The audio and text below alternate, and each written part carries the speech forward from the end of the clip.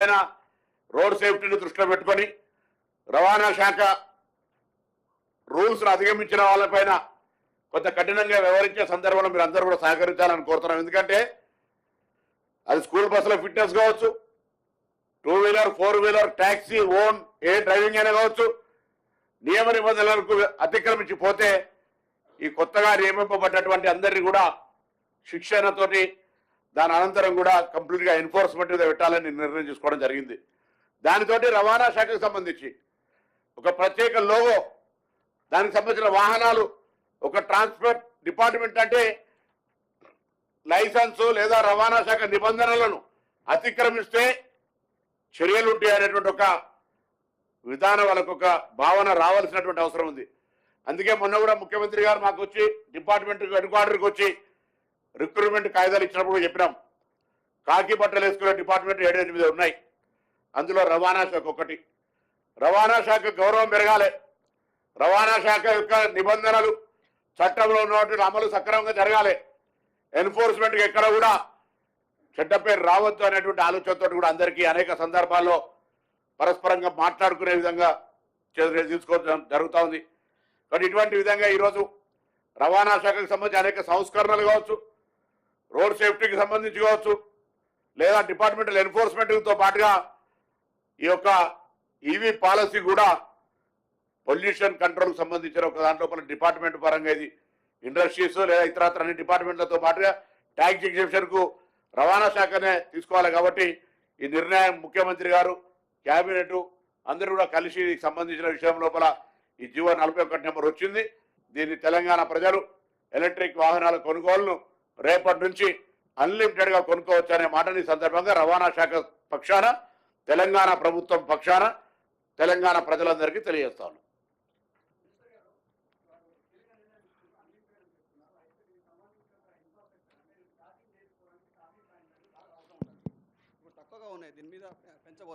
ఇప్పుడు vehicle producer department కాదు, vehicle producing companies ఉన్నాయి.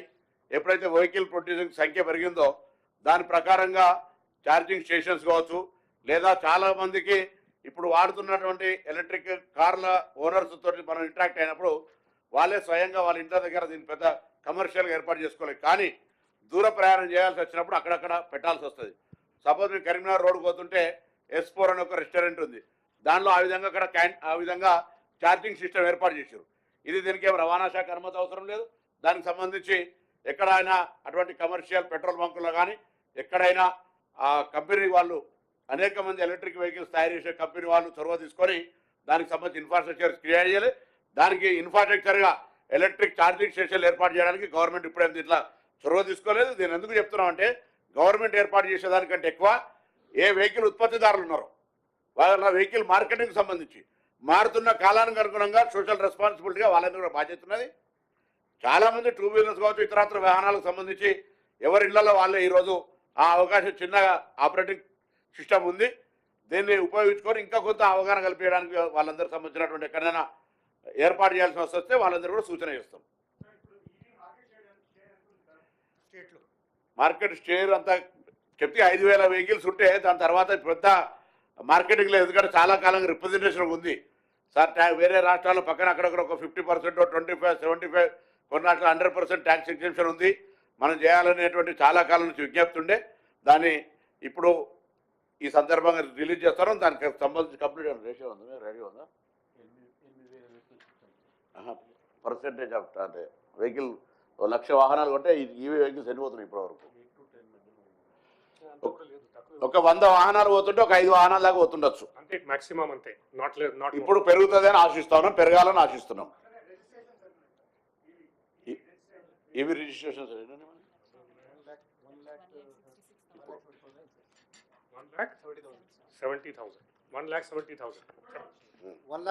రిజిస్ట్రేషన్ అయినాయి పాలసీస్ అన్ని 2, 3, 4 అన్ని కలిపి. మినిస్టర్ గారు ఇప్పటి వరకు రిజిస్టర్ అయిన ఎలక్ట్రికల్ వెహికల్స్లో ట్రాక్టర్స్ ప్లస్ బస్సెస్ 0 ఉంది నెంబర్ సంఖ్య.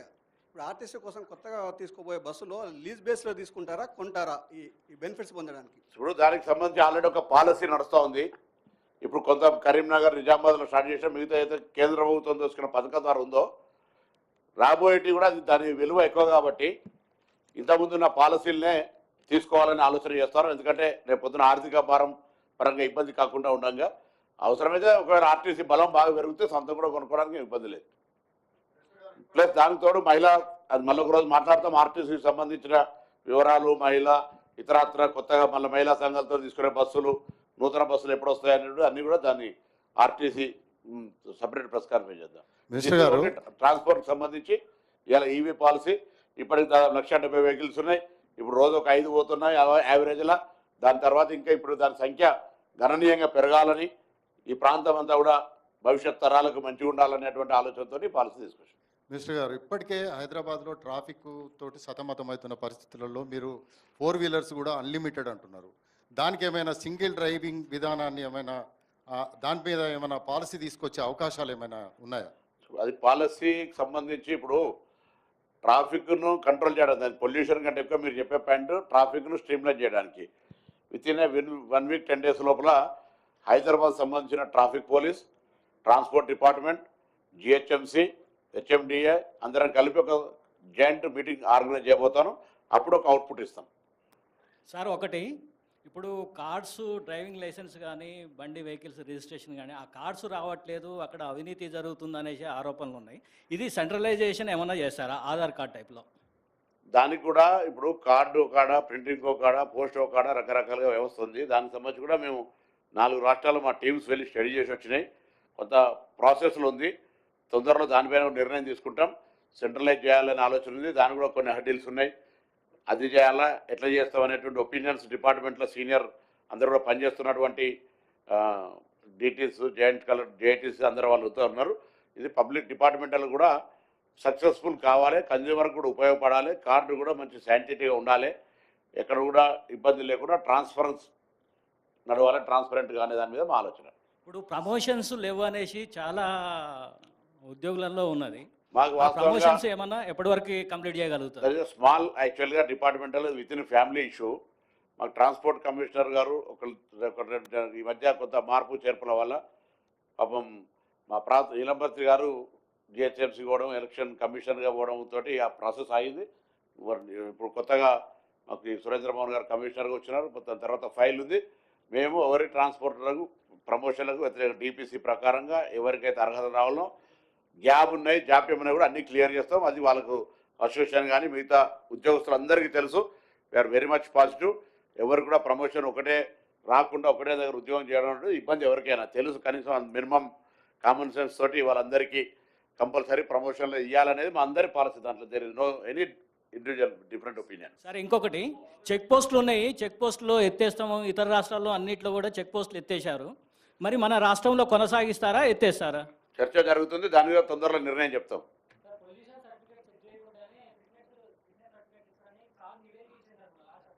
అందుకే దీని తర్వాత ఆటోమేటిక్ టెస్టింగ్ స్టేషన్లు అందుకే తీసుకొచ్చినాము. పొల్యూషన్ బయట కూడా పొల్యూషన్ చెకప్ చేసేది వెహికల్స్ కూడా స్ట్రీమ్లైన్ చేస్తున్నాము. అవసరమైతే డ్రైవింగ్ లైసెన్స్ స్కూల్స్ ఉన్నాయి కదా, వాటిని కూడా కొంత స్ట్రీమ్లైన్ చేస్తాము. దానికి సంబంధించి డ్రైవింగ్ లైసెన్స్ తీసుకుంటే వాళ్ళని కూడా ముందు ఒక అవేర్నెస్ క్యాంప్ క్రియేట్ చేసే ప్రయత్నం చేస్తాము. ఈ యొక్క టెస్టింగ్ స్టేషన్స్ వెహికల్ యొక్క ఫిట్నెస్ సంబంధించి కూడా దాన్ని కూడా ఆటోమేటిక్ చేయడానికి కొరకు we're already taken decision. Implementation స్టేజ్లో ఉంది. కొద్దిగా తొందరలోనే దానికి మీరు మార్పు చూడబోతారు. సార్ అట్లనే సార్ ఇక్కడ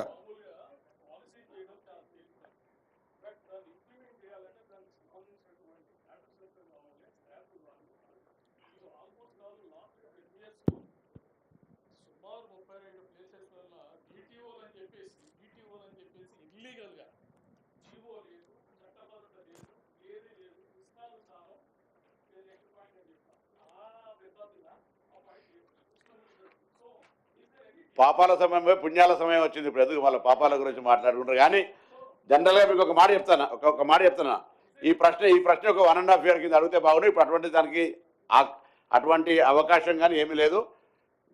ఇప్పుడు జిల్లాలు ఏర్పడ్డాయి, ఉన్న దాంట్లోనే క్యాడర్ చేసిర్రు. దానికి అనుగుణంగా మొన్ననే 46 మందో 56 మందినో కానిస్టేబుల్ రిక్రూట్మెంట్ జరిగింది. దాని తర్వాత ఇప్పుడు కూడా 58 వాళ్ళు జరిగింది.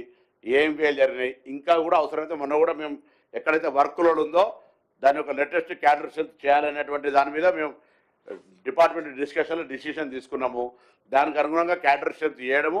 క్యాడర్ స్ట్రెంత్ అనేటువంటిది మ్యాండేటరీ. అట్లా ఏంటంటే వర్క్ లోడ్ ఎక్కడెక్కడో వర్క్ లోడ్ 400 లైసెన్సులు ఇస్తాం, 10 మంది ఉంటారు, 40 లైసెన్స్ ఇచ్చేవాడు 10 మంది ఉండడం అనేది కరెక్ట్ కాదు. కాబట్టి దానికి ఒక స్ట్రీమ్ లైన్ చేస్తాము, చేసి దానికి అనుగుణంగా ఎక్కడ వర్క్లో ఉందో దాని ప్రకారంగా క్యాడర్ స్ట్రెంత్ చేసి అవసరమైతే కొత్త రిక్రూట్మెంట్ చేసుకొని కూడా స్ట్రెంత్ చేస్తాం డిపార్ట్మెంట్. మినిస్టర్ గారు ఇప్పుడు నాట్ ఓన్లీ స్టాఫ్, మేము కంప్యూటరైజేషన్కి సంబంధించి కూడా మొత్తం డిపార్ట్మెంట్ కొత్త భవనాలు కట్టాలి, లేదా అందరికీ సంబంధించిన మేము చెప్తే వెహికల్ కూడా అందరికి వెహికల్, ప్రతి ఆఫీసర్ డిటిఓకు వెహికల్ ఉండాలి, ఇట్లా రకరకాల ప్రతి ఒక్క వ్యవస్థను కూడా తీసుకొచ్చే విధంగా చర్యలు తీసుకుంటాం. మినిస్టర్ గారు ఇప్పుడు ఈ కన్జ్యూమర్ అవేర్నెస్ చాలా పెరిగిపోయింది ఈవీ వెహికల్స్ పైన.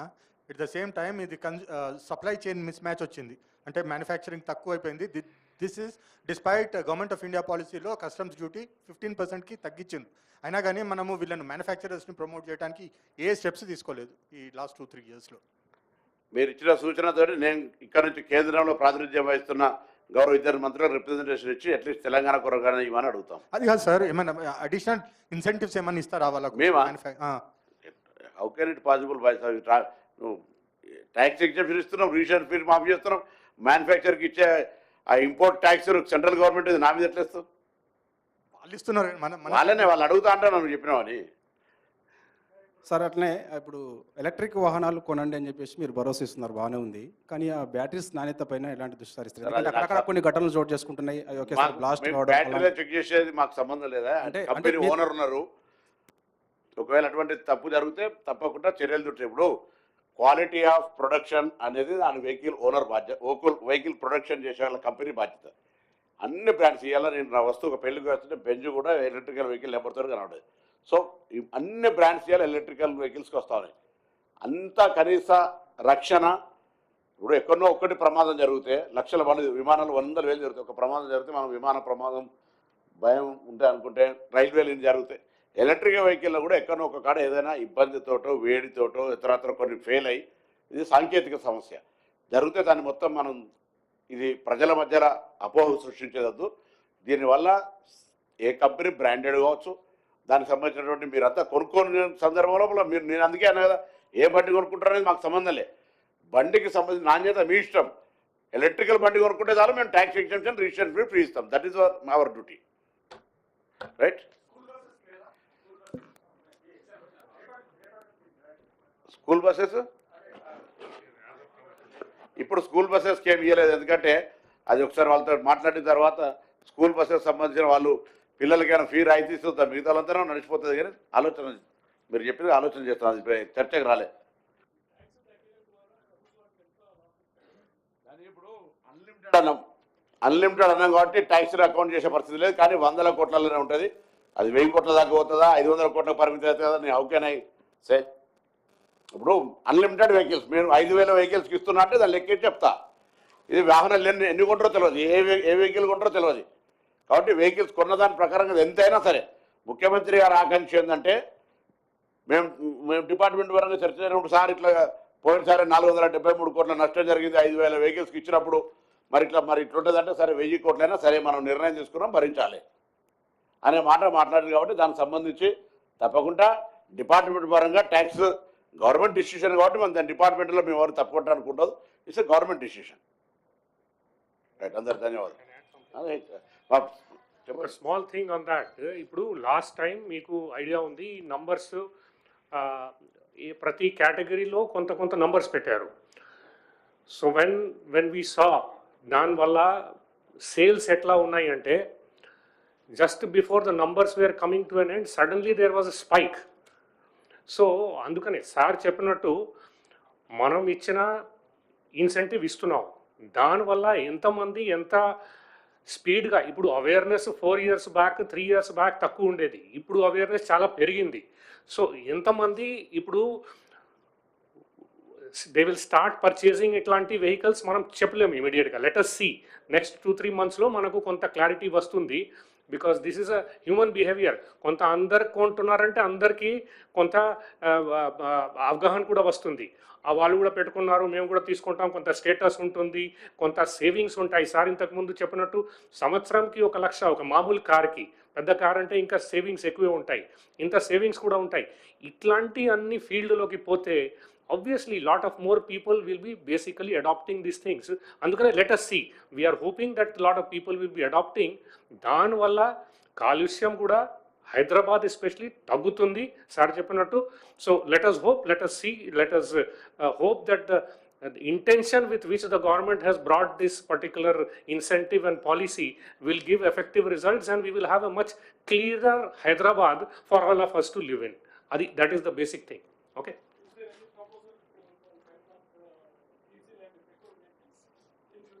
Sorry.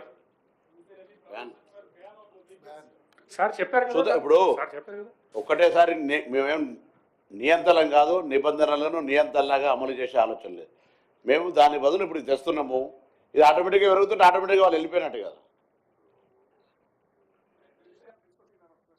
ఇప్పటివరకు ఎగ్జామ్షన్ పొందిన వాటిల్లో ట్రాక్టర్స్ నెంబర్ 0 ఉంది. అంటే దీనికి రీజన్ ఏంటి? మ్యానుఫ్యాక్చర్ లేకనా, లేకపోతే రైతుల్లో ఇంకా అప్పటికి ట్రాక్టర్స్ ప్రొడక్షన్ వచ్చిందో లేదో ఇప్పుడు వస్తున్నట్టే కాబట్టి ఇప్పుడు తప్పకుండా రైతులకు లేదా ఈవెన్ అగ్రికల్చర్ డిపార్ట్మెంట్ తరఫున రేపు ప్రభుత్వం ఇవ్వాలనుకుంటే కూడా దానికి సంబంధించి ఎంకరేజ్మెంట్ చేస్తాం.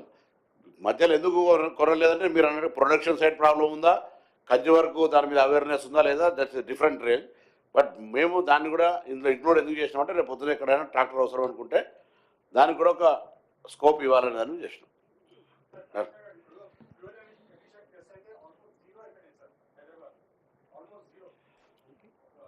ఫ్యూయల్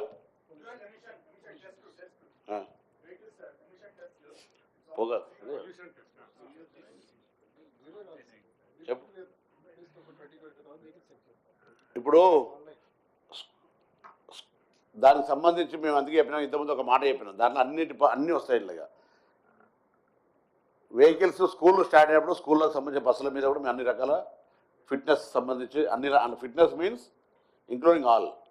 ఇక్కడ కూడా ఇప్పుడు ఫిట్నెస్ సంబంధించి ఒక ఆటోమేటిక్ సిస్టాన్ని తేవాలని ప్రయత్నం చేస్తున్నాం. దాని తర్వాత ఎన్ఫోర్స్మెంట్ తెస్తే రోడ్డు మీద ఉన్నారనుకోండి, దానికి ఒక ట్రాన్స్పోర్ట్ డిపార్ట్మెంట్ ఎంబ్లము, ట్రాన్స్పోర్ట్ డిపార్ట్మెంట్ బండి, డ్రెస్సు చెప్తే కదా 7-8 కాకి డ్రెస్సులున్నాయి. మాది కూడా అంతా వాటితో పాటుగా కాంపిటీట్ అయ్యేటువంటి విధంగా మార్కెట్లోకి పోతే అట్లా రెస్పెక్ట్ పెరగాలనేది మా కాన్సెప్ట్.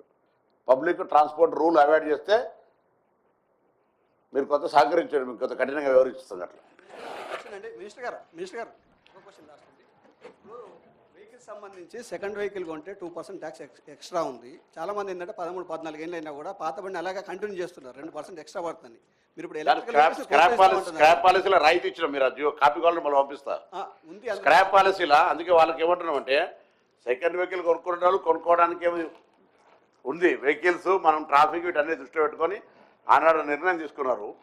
దాని లోపల పాత వెహికల్ అయిపోయినటువంటివి ఉంటే దయచేసి వాటి స్క్రాప్ పంపించేసి కొత్తగా కొనుక్కొని మీకు ట్యాక్స్లు ఎగ్జెంప్షన్ 25-50 ఇట్లా పర్సెంటేజ్ ఎగ్జెంప్షన్ ఇస్తూ ఉన్నారు. కాబట్టి లిమిటెడ్ దానికి జివో ఇచ్చినాము, దాని ప్రకారం తీసుకుంటాం.